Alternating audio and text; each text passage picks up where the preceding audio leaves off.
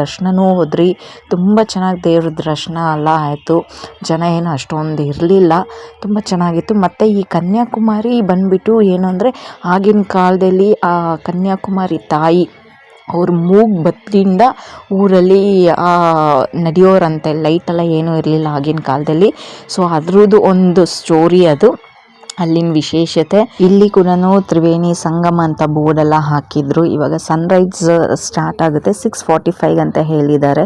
ತುಂಬಾ ಚೆನ್ನಾಗಿತ್ತು ಆ ಸನ್ರೈಸ್ ಬರೋದು ನೋಡಬೇಕು ಅಂದರೆ. ಸುಮಾರು ಜನ ಅದಕ್ಕೆ ವೆಯ್ಟಿಂಗ್ ಕಾಯ್ಕೊಂಡಿದ್ರಿ. ಬೀಚೆಲ್ಲ ತುಂಬ ಚೆನ್ನಾಗಿ ಆಟ ಆಡಿದ್ರಿ. ಬಟ್ ಕೇರ್ಫುಲ್ಲಾಗಿರಬೇಕು, ಒಳಗಡೆ ಯಾರು ಹೋಗಬೇಡಿ. ನಮ್ಮ ಜೊತೆ ಬಂದವರು 3 ಜನ ಇದರಲ್ಲಿ ಹೊರ್ಕೊಂಡು ಹೋಗ್ತಾಯಿದ್ರು. ಆಮೇಲೆ ಹೇಗೋ ಉಳ್ಕೊಂಡು ಬಂದರು. ಕೆಲವೊಬ್ಬರು ಸಪೋರ್ಟ್ ಮಾಡಿದರು ಅವ್ರಿಗೆ. ಸೊ ಹಾಗಾಗಿ ತುಂಬಾ ಭಯ ಆಗೋಗಿತ್ತು.